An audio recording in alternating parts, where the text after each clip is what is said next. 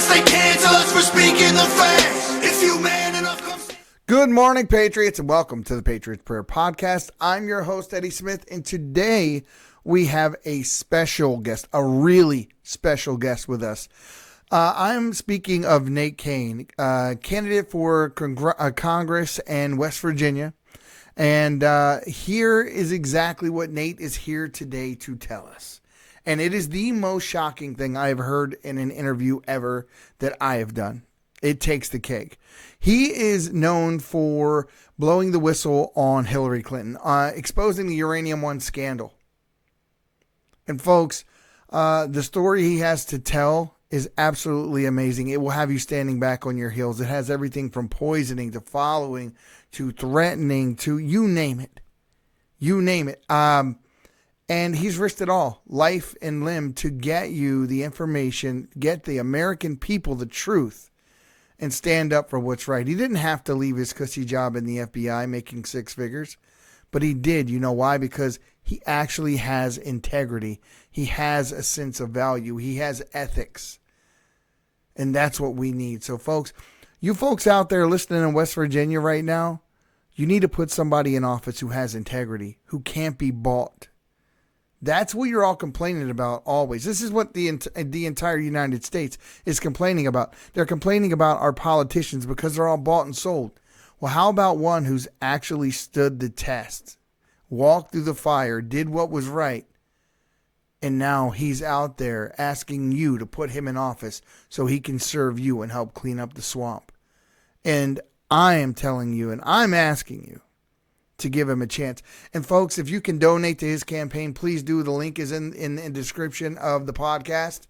And with no further ado, let's get right into it. So this is Nate Cain, FBI whistleblower and candidate for Congress in West Virginia. Here we go. My people of this country, and we're under attack. They banning us, they cancel us for speaking the facts. If you man enough, come stand with us, take USA back. Good morning, Patriots, and welcome to the Patriots Prayer Podcast. I'm your host, Eddie Smith, and today we have a very special guest with us, Nate Cain, a candidate for representative in Congress and West Virginia. So Nate has an amazing story to tell. This just came kind of out of the blue for me. We had a mutual friend who introduced us, and we got to talking, and we just said, hey, let's do this. And he jumped on it as fast as I did, says, let's do it now. So here we are. Great guy, and I think he's going to make a great congressman for absolute. He's definitely got my support from everything that I've read about him. An America First guy. With a great perspective and ready just to drain the swamp as well. So without no further ado, let's bring him on. Nate, how are you, sir? Hey, I'm doing great. Thank you for having me on, Eddie. Well, thank you very much for taking the time. So I have so much that I want to cover. I don't know if we can fit it all into these next 5 hours now, but so let's start from the beginning and what made you go down this path, right? Explain to us who you're working for, and what you find out, because you become a whistleblower, right? This is very common today. There's so much corruption inside of these agencies, the FBI and others. But what was your experience and what happened with you? And explain for the viewers, if you don't mind. Sure. So a little background on myself. I was in the United States Army back in, I think I went in 1997, and then I had after I got out of the Army, I went to work for the Navy. I worked for the Navy for several years, and some of that was as a contractor. Most of it was as a Navy civilian. I also was a contractor with DISA for a little bit before that, and then I went to work for the Marine Corps. And when I went to work for the Marine Corps, that was as a Marine civilian as well with MAR4, Cyber Warfare Command. And I got trained in on some of the best, training in cyber security, and cyber warfare at the Friendship Annex in Lithicum, Maryland. Okay. They do all the training for NSA. I was, I ended up, doing really well in the class, and they put me on an elite team called a DCI hunt team, where we basically are first on to go after hackers that hack into our national critical infrastructure. How often does that happen? Not off. Well, as far as the hacking, it happens a lot. Unfortunately, it happens a lot more than I'm at liberty to say. Okay. So, we have. There's a lot of problems. One thing that has been interesting, I can mention this because I don't have any certainty of it. It's just based on my professional opinion. When you look at all these manufacturing plants that have exploded and caught fire, You're talking about the food manufacturing plants. Yes. Okay. You had and also chemical and refineries as well, that have exploded. You have that, there was I think it was a dairy farm in Texas where there were 1,500 head of cattle or something that burned alive overnight. Those types of things concern me based on information that, I was trained in. And I look at, I went and I looked at just some cursory review of like what that company did.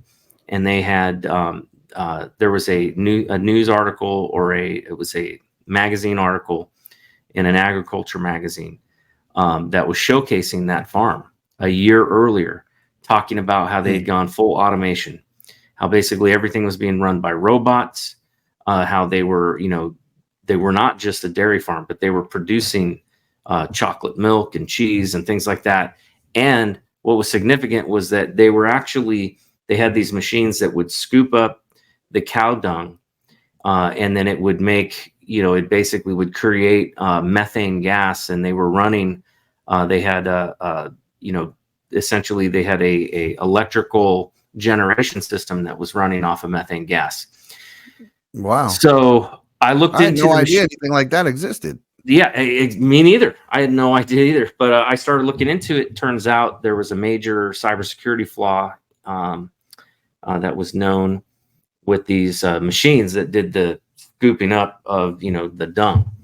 And I don't know much more than that, but it's not hard. And those things, by the way, are all remotely monitored and managed, by a third party vendor. And so the likelihood that those things could have got hacked could have caused a fire or something like that. And then you've got a high methane environment. It just sounds to me like a disaster waiting to happen. And how many farmers do you know that are highly technical and think about things like, oh, I got to do a firmware upgrade and things like that. Yeah. So this is the downside. Technology is a great thing because it brings us, into the future and allows for greater productivity. But there's a cost, and that every cost rose has a thorn. That's right. And that cost is that it all has to be monitored and maintained and managed. And sometimes the people managing it are not doing as good of a job monitoring it, maintaining it. Sure. Do you remember I'm an old IT guy. I own my own MSP, not far from where you're at right now. I owned a company called OCMD Technologies out of Ocean City, Maryland, for some time. So I'm very versed in the technical field as well. And I remember a piece of software that we owned, we used to use constantly called SolarWinds, right? Oh yeah. We all used it. And we in the IT field, it was kind of a staple. And come to find out, because it was a Russian piece of software, along with other pieces of software like Kaspersky and others, the Russians exploited it and put malware in it, and ended up shutting down a gas pipeline back east, from my understanding. Yep. Yeah, there's a lot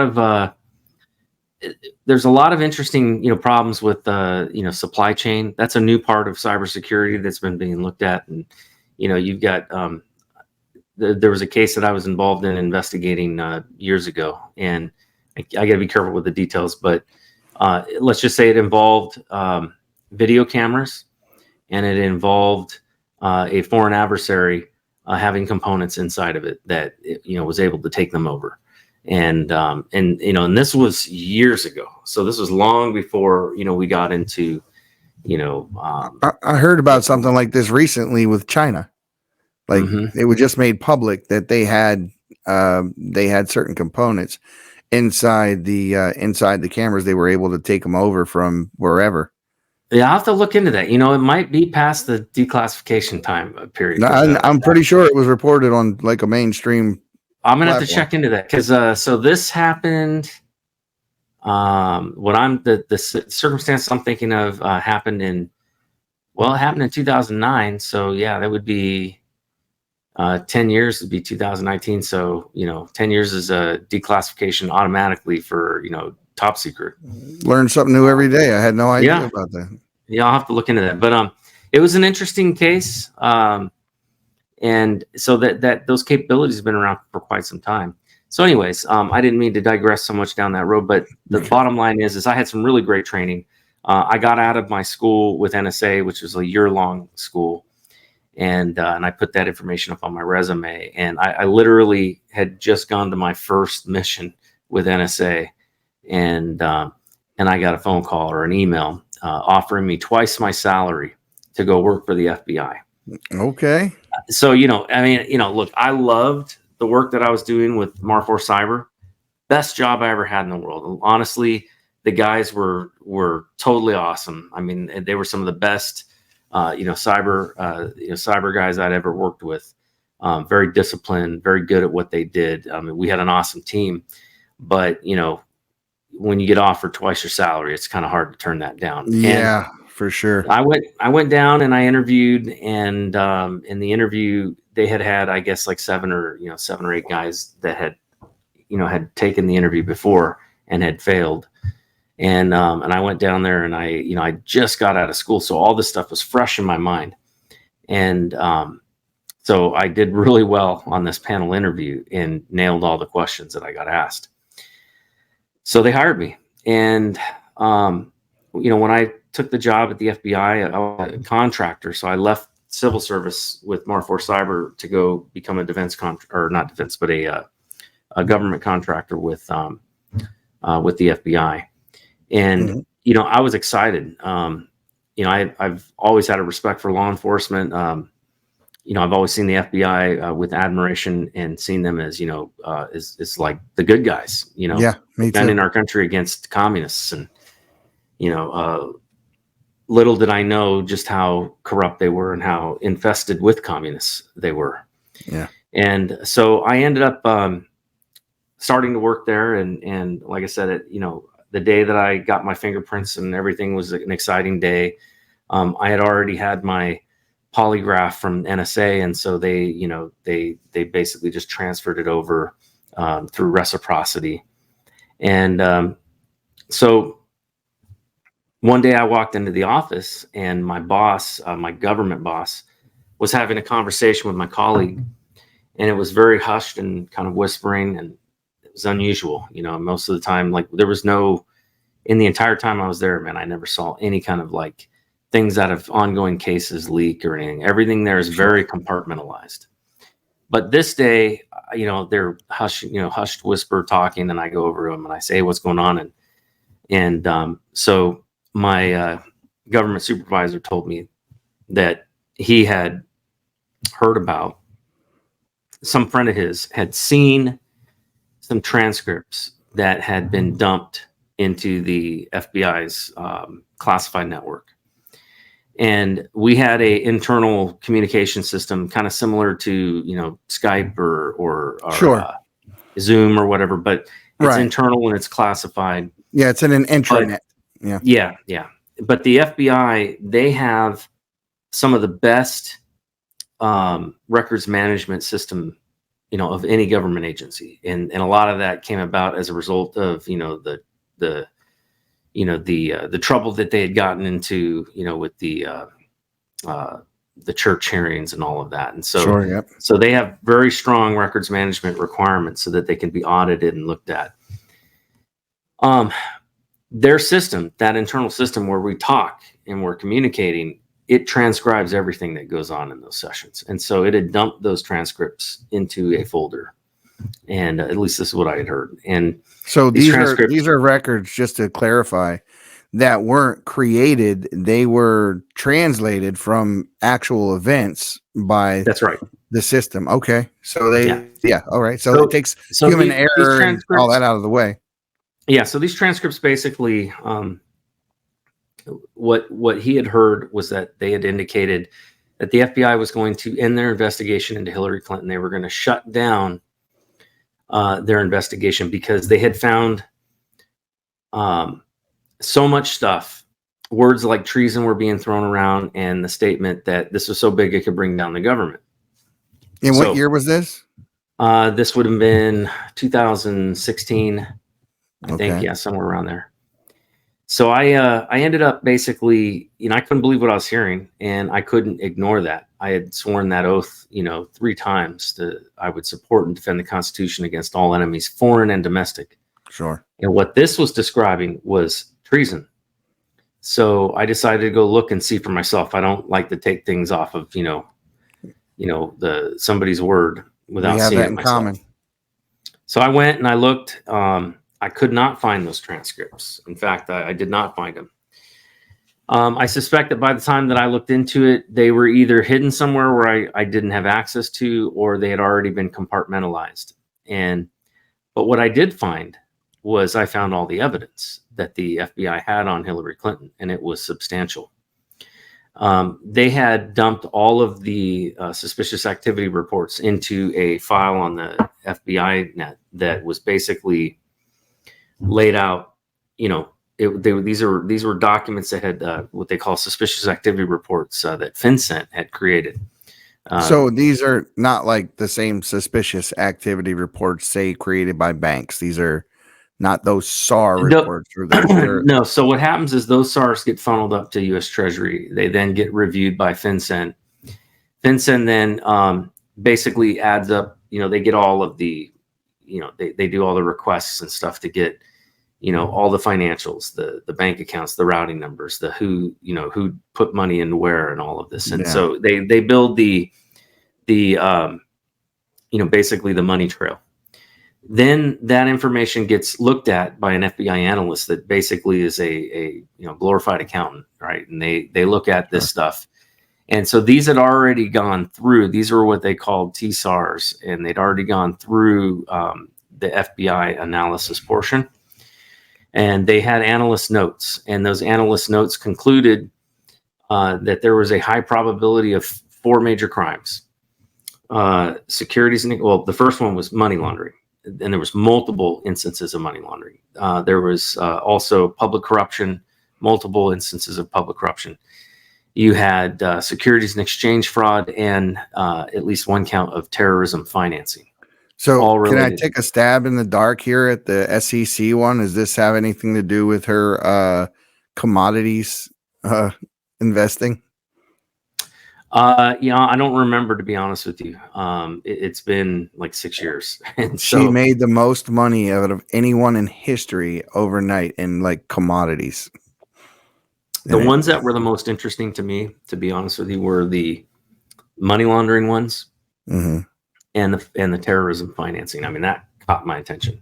So all of these allegations are there. They're in front of you. You're looking at them. Yeah. And they have access. I mean, like they're laying it out, and they said high probability. There were 3 field offices all working on this. You had Little Rock field office, you had the New York field office, and you had the Washington field office. And they all had case numbers, each one of these cases. Now, mind you, this is over 458 pages of classified documents. Wow. So it was a lot. This wasn't small potatoes. They, at that point, when I saw these case numbers, and I said, well, okay, they're doing their job. The notion that they would, cover this up, I don't see how you would cover that up when you got 3 field offices involved and all these open case numbers. So I thought, well, it's just rumor, but just to be safe, I made a copy to my classified drive, my computer, and I just left it there, and I didn't think much of it. And so I was waiting for the day they were going to indict her. And then you'll remember Comey goes out, and he goes out in front of everybody in front of the J. Edgar Hoover building, and he says, hey, Hillary Clinton committed all of these crimes related to mishandling classified information. Counted each one from, he said we got thousands of classified files found on her computer. We have evidence that foreign adversaries accessed those files. And he said, but, you know, she was unsophisticated and no reasonable prosecutor would bring a case against her. Wow. Except there was one other thing that he mentioned that caught my attention. Now, if these had all just been confidential files, maybe they wouldn't. There were some top secret ones there too. But though. there were seven files, 7 email chains that had what they call special access programs. So for people that might be listening and don't understand what that means, a special access program is not just top secret, but it is an echelon above that. It is compartmentalized. So even if you have a top secret clearance, you don't get to see it. I was read on to those kinds of programs, many of them, when I was at NSA and also at FBI. In order for me to review one of these documents, I had to go to the security manager. The security manager had to basically unlock a dial safe. That's a GFA certified safe to hold top secret information. They had to pull out a file. They had to open up the front page of that file and look and see if I was listed on the roster.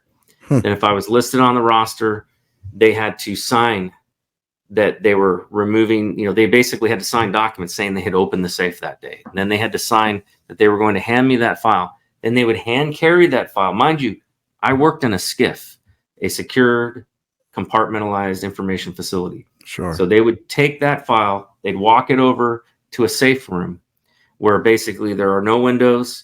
There is, white noise machines. There's electronic jamming stuff in there. There's one door in and out. And they would set me in that room so that I could actually then look at that document. There's things that I've seen in those documents that I can never talk about ever in my life, ever, because people could get just killed. makes someone like me all that much more curious. Well, let's put it this way.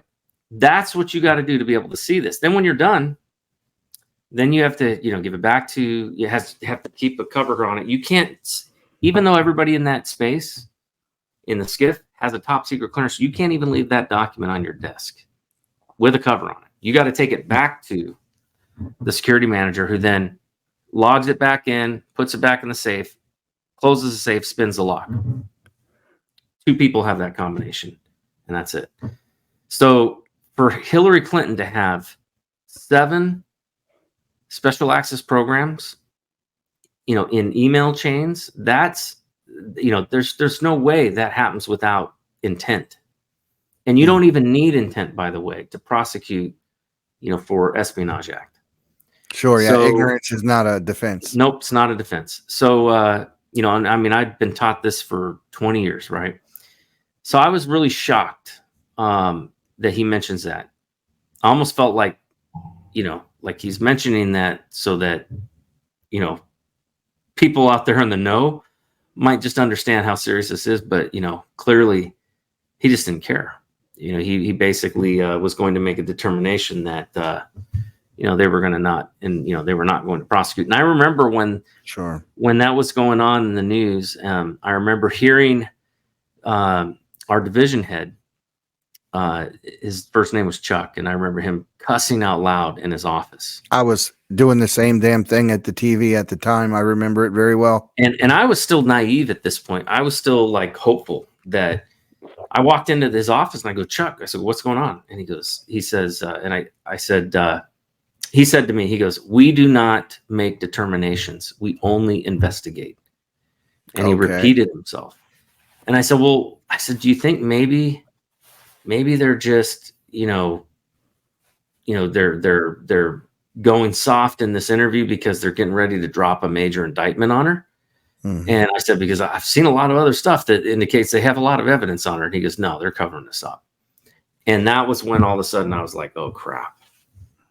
So at that point, I had a decision to make. I could sit there and, I had a great job, by the way. I was either be a part of it or go your own way. That's right. I at that point, I was making the most money I'd ever made in my life. And I literally would come in every day and they would tell me to slow walk the project I was working on. So, it was like the easiest work I'd ever done for the most money I'd ever made, and all I had to do was just keep my mouth shut, and I'd probably still be working there making good money.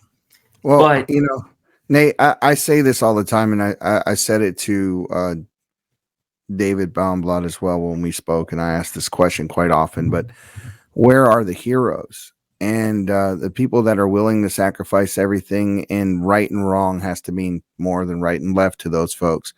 And I feel very confident in saying that I would count you amongst those, my friend. I really would. Most people are willing to sell their souls, which is why we've gotten this far down this rabbit hole. So it's very, it gives me hope that people like you exist, that you're willing to walk away from the money. I came to a faith in Jesus Christ when I was 16 years old. And I had this stays right next to me at all times. And I had a very powerful experience with God that changed my life. I've seen too many of the miraculous things that have happened in my life to have any doubt at all. And I've studied the scriptures, and the Bible's very clear. We're not only going to be judged for the things that we did that were wrong, but we'll also be judged for the things that we didn't do that were righteous, that we had the capability of doing and didn't do.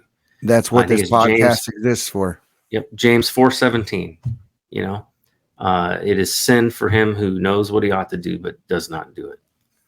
So I just to piggyback on that, and I'm going to take us away from this. We'll come right back for a second. I got to share this with you since you brought that up.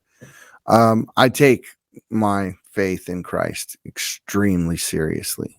I often complain about Americanized Christianity quite a bit because it's a social club on Sundays for these people. They show up to church, and it's just about dressing up and going to church, and it's really not about worshiping God or even leading a Christian lifestyle.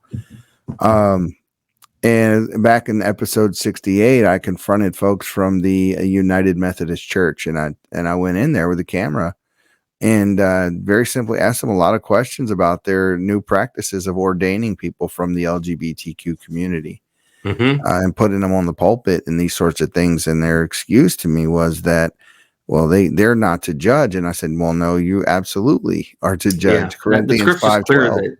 Within the church, we're supposed to judge. Exactly. We're not supposed to judge those outside the church. The world. That's right. And that's exactly what I told her. And then they try to tell me that, well, homosexuality wasn't a sin within the confines of marriage. And I said, well, marriage is between a man and a woman. It says this too. Jesus was very clear about that. And the head of the church is the husband of one wife. I mean, we went through all of these things, and eventually their answer to me was very clear. The Bible was written a long time ago. Yeah. I'm not kidding you. This was a church. It's a church. This is what their statement was. But I'm sorry. Go ahead. I apologize. But yeah, no. This is a problem that exists. I try to have grace, and realize that we're all at a different place. But wherever we are, we should be moving forward, never moving backwards. Correct. And God had brought me through a lot of things, and had brought me to this place in my life that I knew that I could not ignore it. Yeah. And that's really what it boils down to, is that when our conscience, the Holy Spirit tells us, hey, you need to do something. You can't ignore that, because to ignore that is the unforgivable sin. That is the sin, that, when you turn away from God, when you know what he's saying. So I ended up going home that night, and I was laying in bed, and my wife was laying next to me, and I was being unusually quiet that night. Usually I'm very talkative. I'm ADHD, so by then my meds have worn off. So I'll talk her ear off. But that night I didn't say a word. And I was just staring at the ceiling, and she goes, "What is wrong with you?" And I said, "I think I'm going to have to blow the whistle on the FBI." And she sat up and she said, "What?" And I said, it's a hell of a thing to say in the middle of the night to your wife while you're getting ready to bed. And she said, and so I told her what happened. I told her what I found. And she said, "Why does it have to be you?" Yeah. And I told her, I said, "If not me, then who? Yeah. Who's it going to be?" I said, "What if God put me in this position right now so that I could be the one to blow the whistle?" And she said, "Well, if you feel that God's called you to do this, then I'll stand behind you and support you in this.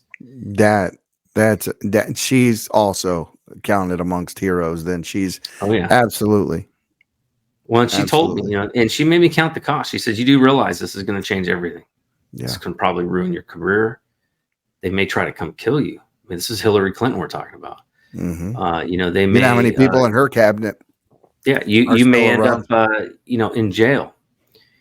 And so at that point, I started, making a plan for how I was going to blow the whistle. Have you noticed the ever-alarming 400,000 cell towers that have gone up in the United States alone? How about the electronics that reside in every room of our homes and Wi-Fi that runs 24/7? 5G cell phones are carried in our pockets hours on end. Common complaints are ringing in the ear: sleep deprivation, palpitations, headaches, memory loss, and so much more. Redemption Shield is on the cutting edge of offering products that protect your family from electromagnetic and microwave radiation. From Faraday bags, earthing bed sheets, Wi-Fi router covers, hats, scarves, bed sanctuaries, this will not be going away anytime soon. We will continue to see only faster speeds, 6G, 7G, and more exposure to EMF than any time in our history. Start protecting yourself now. Go to redemptionshield.com and get grounded and shielded today. Use code PATRIOT and save 10%. I had one major problem, and that was that the people implicated in the documents that I had, the names that were on these documents that were involved in the case surrounding Uranium One, for example. Explain Uranium One for the layman's out there who don't understand. So Uranium One is a company that was purchased. There's a Canadian mining company and processing company that was purchased by the Russian company known as Rosatom or Rosatom. They were a Russian energy company that had to get permission to buy Uranium One. And the allegation that was made, I think first by Peter Schweizer, was that there was basically a pay-to-play scheme where Bill Clinton went to Russia and Moscow and gave a speech, and he got paid millions of dollars for the speech by the parent company of Rosatom. And then next thing you know, Rosatom was given permission by the CFIUS committee, whom Hillary Clinton was the chair of. They were given permission to purchase Uranium One. Now I'm going to back up again. You said Sure. CFIUS committee. Explain what that is as well.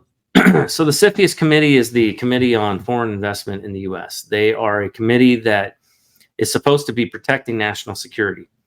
So when there is let's say, a good example, and ironically involving Bill Clinton, the CFIUS committee was holding up the sale of rockets to China.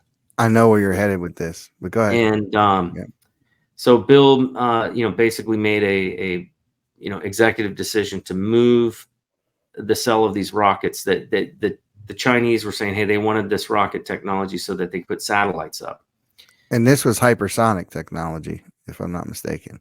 Yeah, I don't remember the details of that, but I just remember they were saying, hey, we want this rocket technology so we can put satellites up in space. So CFIUS committee said, no, it's a national security threat because of, ICBMs, intercontinental ballistic missile technology. To put a missile into, to get a missile from China and land it in, say, Washington, D.C., you basically have to go up and out of the atmosphere into space, and then that missile has to come back down. And the Chinese didn't have that technology. We did, Russia did, and I think that might have been it. So CFIUS committee said no. And then, they lobbied, and ended up, Bill Clinton basically said, all right, I'm going to make an executive order. We're going to move that decision out of the CFIUS committee, and we'll let the Commerce Committee or something make that decision, And so, or the business, international business, whatever committee it was. I don't remember the details, but nonetheless, they moved it. Of course, the new group approved it. The missiles were sold to China, and China, of course, reverse engineered the technology. And next thing you know, then it comes out that the Chinese had stolen our nuclear technology from Sandia Labs. And so they had the bomb. So now, not only does China have the bomb, but they have means of being able to Now, put it on a warhead. I Put a warhead apologize. on I want to make sure that we're able to post this, and a couple of the things that a couple of these social platforms require. So you're saying that this actually happened. There's evidence. This is on the level. Yeah. This has already been made public. Yeah, it's I already just public. want to put that out there so people understand that we're not here. This is not conjecture. This is I'm not what we exposing think. anything that's not already out there in the public. Exactly. Okay, I'm sorry. I apologize. So yeah. So basically, we found out that they had stolen our nuclear technology. They now had technology for the bomb, and now they had the missiles, which they could mount a warhead to in order to deliver it to anywhere in the United States. Huge problem, right? So this is why we have CFIUS. CFIUS is there to protect us so that certain technologies don't fall into the hands of our enemies. Sure. So here's how Uranium One comes in. Uranium One happens to be processing 20% of American uranium. Uranium used in our nuclear weapons, uranium used in our power plants too. And so, of course, CFIUS said, no, we're not going to allow Russia to buy this company, because then they would have access to our nuclear supply, right? But, they said, but we promise you we're not going to, we're not going to, the uranium's going to stay in the United States, and it'll only be brought up to Canada for processing, and it'll go right back to the United States. Well, there's a problem, because this company, Rosatom, the FBI had a file. They had an intelligence report that had, surveillance, and, they had an inside informant. They had, everything that they were watching. Mikurin, Vadim Mikurin, who was, a Russian national who was involved in a company called Tenex. And this was a uranium, was a transportation company based out of Maryland. And they had contracts with the U.S. Government to transport yellow cake uranium. So you had a foreign national transporting. Oh wow! Yeah. Well, and it gets worse. So Rosatom was involved in a bribery kickback scheme in trying to infiltrate our uranium supply chain. So they were already, and the FBI had all the evidence on this. They knew about it, and they did nothing. Amazing. They actually knew it. They had the evidence, and they did not prosecute. Now, mind you, the people who were involved in that case, sure, was the FBI director at that time, Robert Mueller. The FBI deputy director at that time, Comey. The division head for the public corruption unit in the FBI, Michael Atkinson, and I'll get back to him in a minute. And the U.S. attorney who was prosecuting the case, which was Rod Rosenstein. So those four people were involved, and McCabe too, I think, had some minor role as well. So here's the problem. Michael Atkinson, you remember him? Yes, I do. He was the inspector general who was over the intelligence community.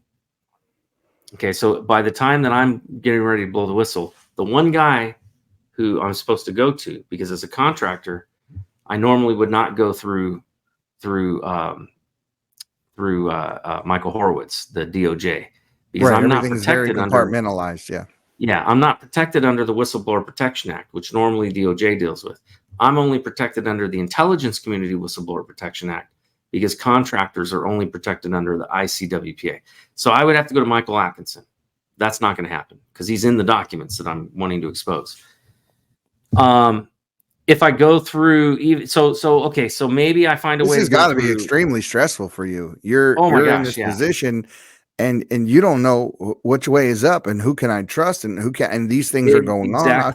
I can't imagine what's going through your mind at this point. Well, I'm looking at my options. So I look at the other option of, what if I bypass standard protocol and I go to Michael Horowitz, who, by the way, had been appointed by Obama, I think. So yeah. He was appointed by Democrats, so I didn't know if I trusted him. But I said, let's just say I go through him. What's the process? Well, the process is it goes up to the goes up to the AG, who would have to sign off on it. And so the possibility of it coming across, Rosenstein's desk, right, is pretty high. So I'm like, I don't want to go that route. So I had to get into studying law and figuring out, okay, what are my legal options outside of going through the official whistleblower channel? And the only option that I could find that I had a legal ability to do was go directly to one of the senior staff members, to either the House Permanent Select Committee on Intelligence or the Senate Select Committee on Intelligence. And this all takes place over what kind of a time frame? A few months. So you're going to work every day. You're looking at people straight in the face, and you're like, these people are just, yeah, I don't want to say the words, but you understand. And you're standing next to them. You're looking them in the eye. You're having conversations with them, all the while knowing they're not on the level at all. That's right. And you're trying to figure a way out to get this information out to the American people. But what you're finding is all the people you should be able to trust, you can't. Yeah, at this point, I didn't want to get anything out to the American people. I just wanted to get something out to somebody who could do something about it, who legally had the authority. Because all these documents, by the way, are all classified. Right. So it's not like a typical whistleblowing thing. Yeah.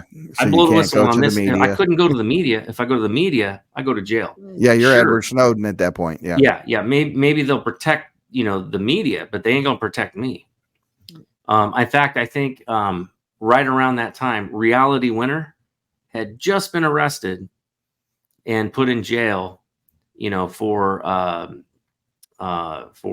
releasing that document on Trump or something, showing some Department of Defense document that and Glenn Greenwald, didn't give her up, but they were able to figure out that it was her when he published the document. So I knew that was a no-go.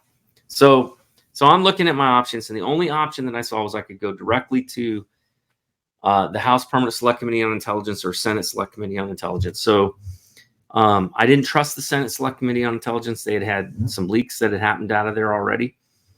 But I did trust, Devin Nunes. He was pushing really hard on Uranium One and investigating that. And they had been asking for some of these documents, and they'd been, stonewalled by the FBI. Devin's got a great reputation. So at first I was going to call them. In fact, I did call them, and I immediately hung up before anybody picked up, because I realized they're probably listening in on those conversations. Remember, I worked for NSA, and without divulging things, I just know their capabilities. The chances are all those calls are being recorded. Yeah, anyone who's ever watched or followed the story of Kevin Mitnick should understand some of the capabilities, and that was a long time ago. Yeah. So imagine what we have now. So then I thought, well, maybe I could walk over and talk to somebody, but then I thought, no, they got cameras. So I realized I was going to have to use a surrogate to reach out to him, and there was a YouTuber named Bill Still who had a report called the Still Report. Mm-hmm. And in fact, I had not been watching him for very long. I'd only been watching him for, maybe a couple of months and watching his show. But what intrigued me about him was, one, he always ended his show with a Bible verse. So I knew at least he was a Christian. And he had Bill Binney on his show. And Bill Binney was the original NSA whistleblower who exposed the exposed the government's, basically they had developed a system called Thin Thread, which had a lot of protections in there that it couldn't be used on American citizens. And they did away with that system to buy another system that could be used against Americans. And so he exposed that, and the FBI raided him, and eventually he and Kirk Wiebe and I can't remember the other guy's name, but there was like three of them. They ultimately filed lawsuits against the government, and they won. And so they were, he was a huge hero in my book. He was somebody to garner inspiration from, in regards to that whistleblowing. So I figured if he knew Bill Binney, then maybe either through Bill Binney or maybe he knew himself, how to get to Devin Nunes through, backdoor channels. And so I reached out to him on, with a Proton Mail account, and I said, hey, I'll only talk to you through Proton Mail. So get an account and we can talk, but I want to blow the whistle on something and I need help. So he immediately responded back. And so we started talking, and so I told him what was going on, and I told him I needed help. He reached out to somebody. He did happen to have a contact who reached out to Devin Nunes, and we set up an exchange.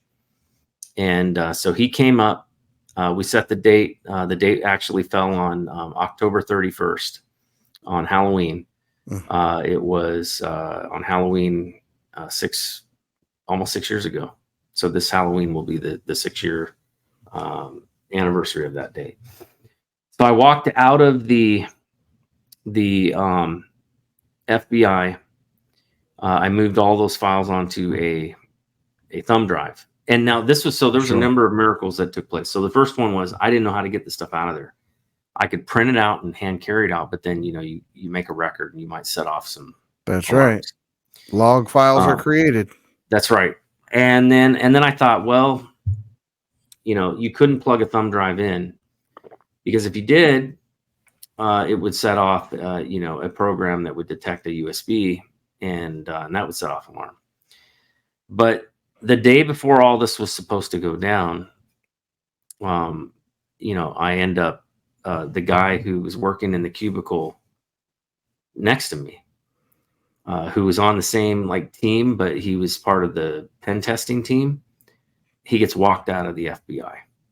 So being walked out is serious business. It means you've gotten in trouble. You're likely losing your career, your clearance, everything. So they basically either put you in handcuffs or they walk you out without them. And sure. But nonetheless, you're out.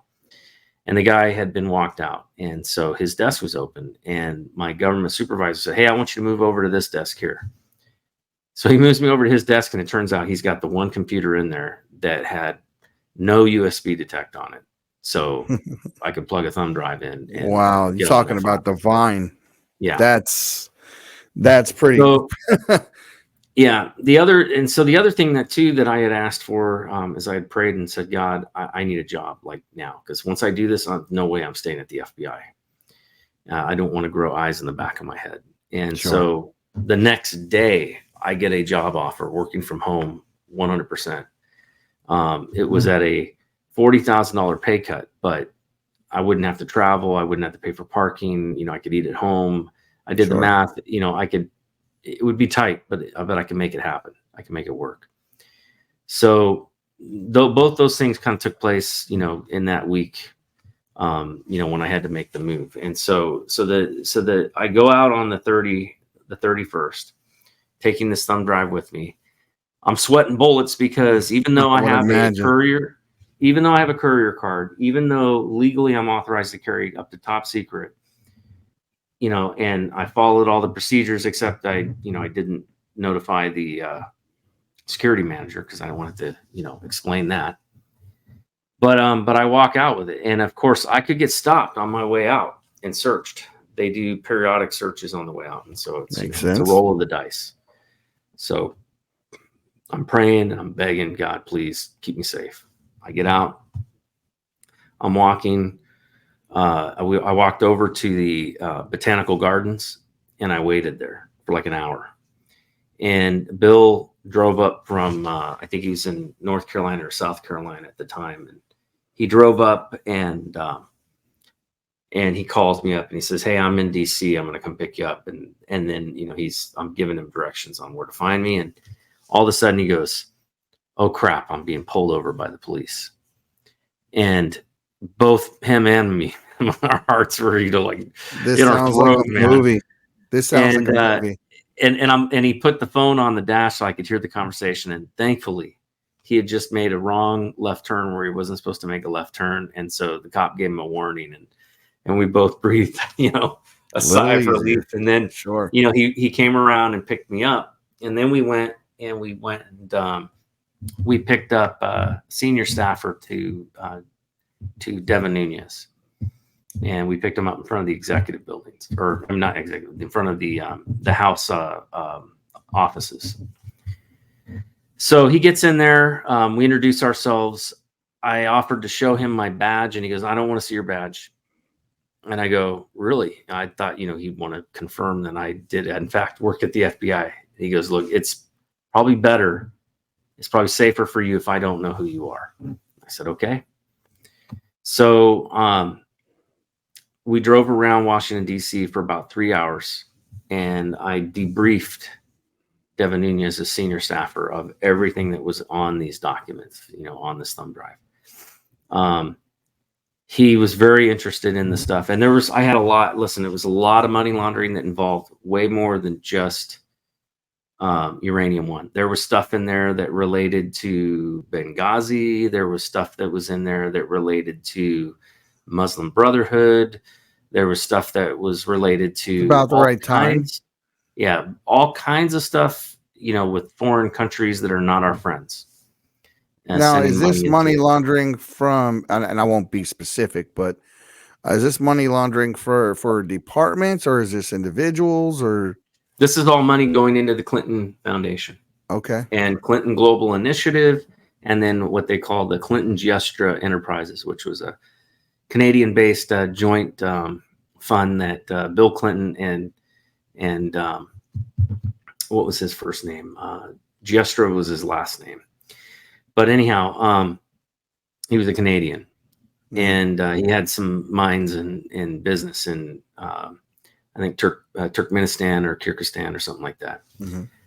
But anyhow, so then there was also monies that were going out and going into shell corporations. There was stuff tied in with gun running operations. There was also stuff that had to do with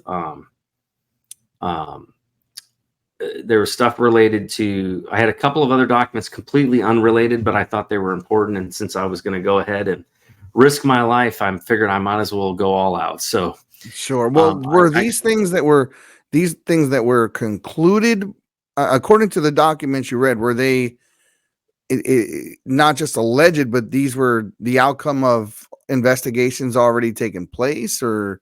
So they were so the suspicious activity reports, which made up the bulk of it, those were in fact concluded with the analyst notes and had already been given a rating of high probability of criminal activity.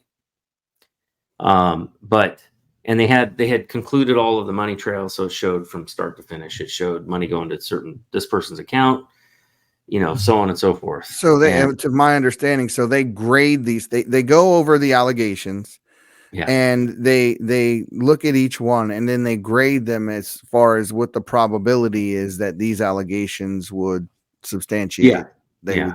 Okay, gotcha. Yeah, I can't really get into much more than that because then you're getting into like methods and stuff. But sure. Yeah, but the gist of it is that's how it works. I mean, they have to give it a credibility rating. And you're right. It starts off as an allegation from a bank, or a suspicion from a bank. It's not even an allegation at that point. Like not unlike the SAR reports we got on the Bidens right now. Yeah.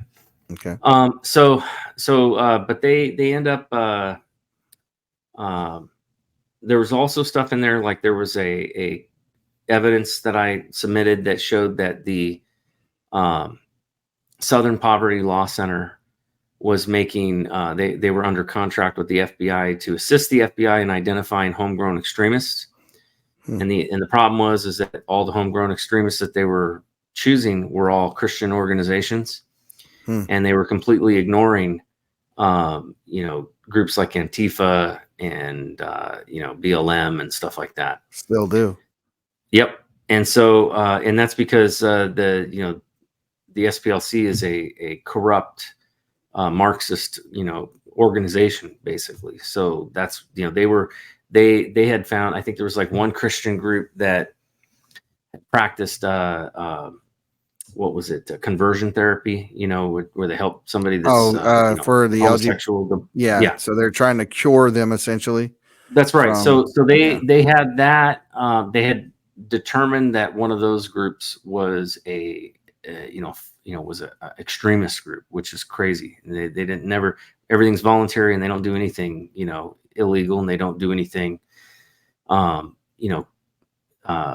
violent or anything like that. But they're completely ignoring. Yeah, it is. But they're completely ignore, groups like, Antifa. So let me ask you a question about that, because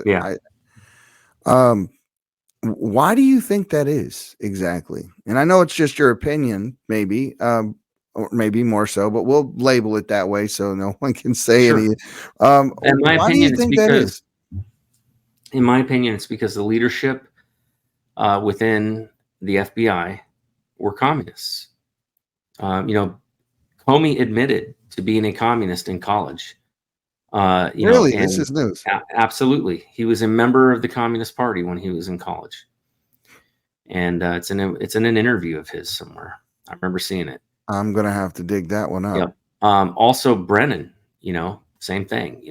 He was, he had all kinds of Marxist ideals himself. So I believe that these guys were, I think the communists, the Marxists, whatever you want to call them, they had infiltrated the FBI a long time ago. I mean, think about it, right? To become an FBI agent, you have to have a college degree. You cannot get into the FBI as an agent without having a college degree. And we had to go. That's the indoctrination center. Every university in America has been indoctrinating its students. Their student youth programs are all, geared towards Marxism and everything. Absolutely right. I've done many a story on it. We were working with the Epic Times. So, that's what's that happening money. to the military too. Military, same thing.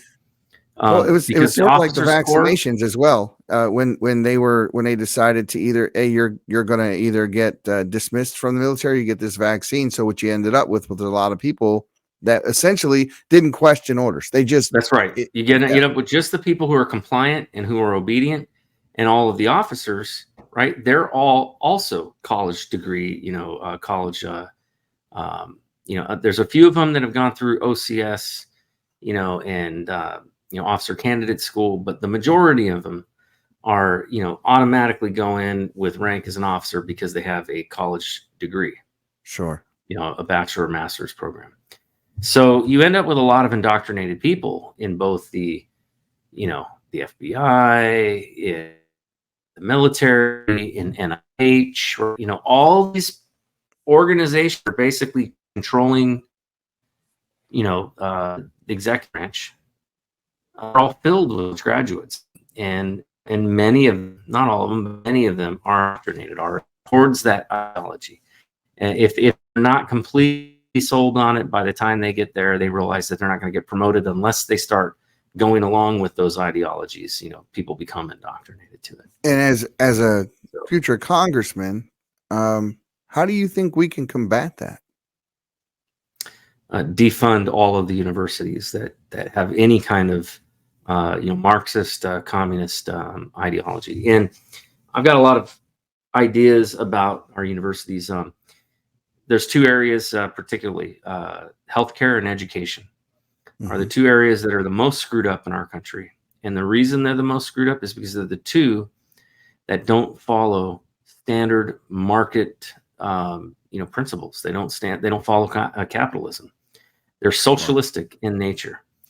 Everything is centrally managed by the government, or by the university, and by these communists essentially that are in control. Think about it. You go into college, and doesn't matter what degree you want to get a degree in. You could be getting a degree in basket weaving. As long as it's accredited, you can apply for a government grant. You can apply for a government-backed loan. Sure. Why? We have a Bureau of Statistics and Labor. We know what jobs we need. We know what we have too many people in. We know what jobs we don't have enough people in. We know what trends are coming, what we're going to need people in, what we're going to have a lot of people retiring out of. The government knows all this. We should be only giving grant programs to those jobs that we know we are going to have a need for, and there's going to be so it should be all based on supply and demand. But it's not. Seems like a common sense approach to me. Exactly. And that would help to, because honestly, if the government involves themselves, there should be a net gain out of it somehow.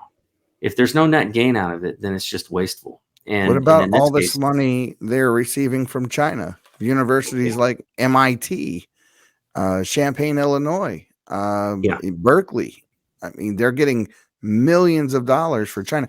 In fact, we had a school district in the United States, all the way down at the grade school level, that was receiving money from China. Well, I want to say it was American University that created safe spaces for, and I think it was Georgetown too. Also did it. They in Washington D.C. they created safe spaces for Black students where whites were not allowed, to go into. That's segregation. Absolutely. It's discrimination on They're the doing basis of immutable Black-only characteristics. graduations Honestly, as well. any student, any university doing that sort of thing should automatically lose any federal funding, period.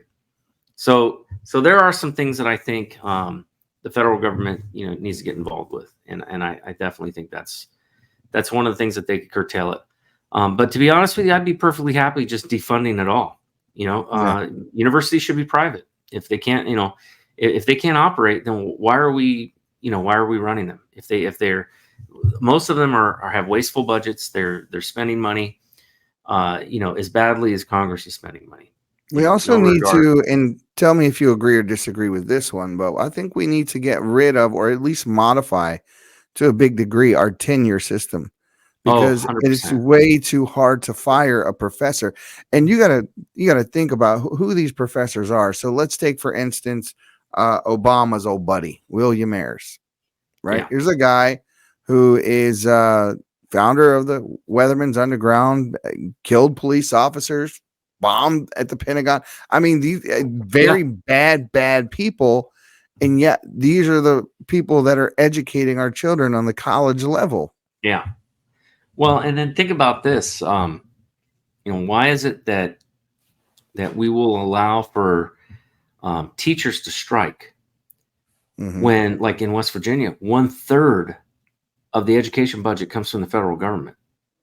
So why are they allowed to strike? Period. That, when I was a government employee, I could never strike. That wasn't allowed. We had bargaining units, but that's it. We could not strike. So I don't believe that any government agency should have unions.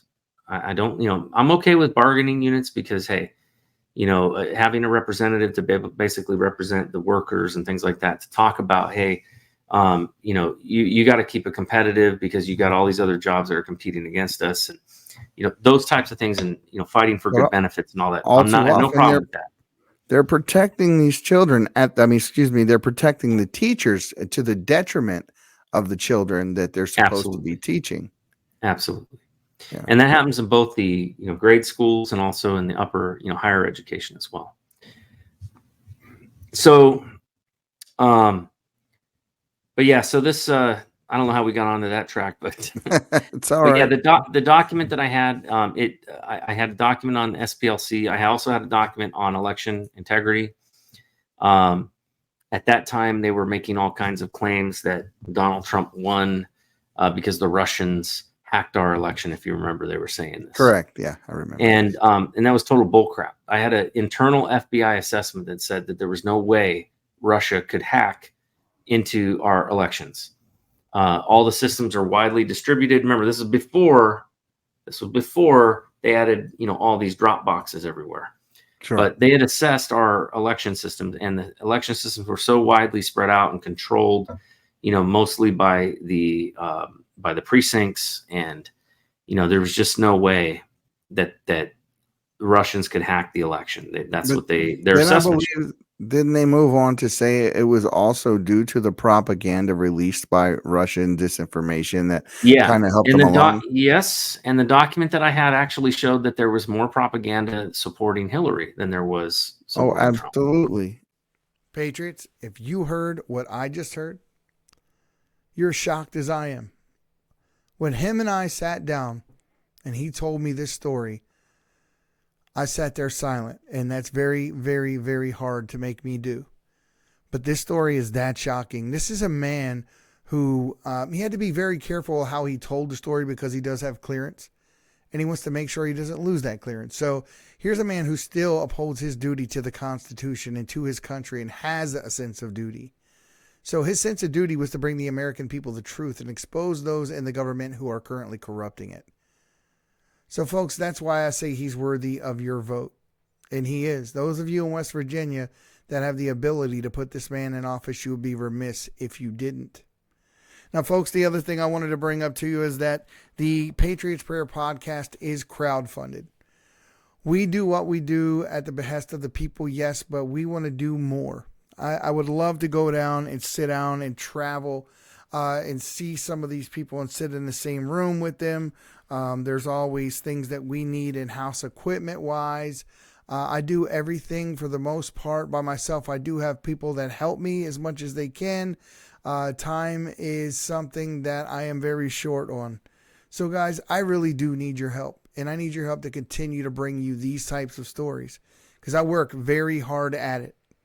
So if you do like the content that you hear and you do like hanging out with Eddie, I really do appreciate it, guys. And my sense of duty is bigger than you know.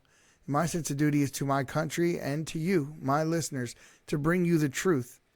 So I want to continue to keep raising the bar. And there are things planned coming up that absolutely raise the bar. And I've only gotten this far with your help, guys. So look in the description and in the description that I post with this video, and there's a crowdfunding link in there. Also check us out on our locals, which you can subscribe to, as well as everywhere else. Spotify, iHeartRadio, Amazon Music, Apple iTunes, we're Audible. Everywhere podcasts are played, folks. Also, we just now recently started posting back to our YouTube page, we're gonna continue to try to grow this channel with your help. So just share, like, subscribe, follow, do all of those things and then some. But until then, until the next time, Patriots, the silent majority, you need to stop being silent and stand your ground. We'll see you next time on the Patriots Prayer. You have a great day, guys. My people of this country and we're under attack. They banning us, they cancel us for speaking the facts. If you man enough, come stand with us, take USA back. And every time we pull up, all you're gonna see is American flag.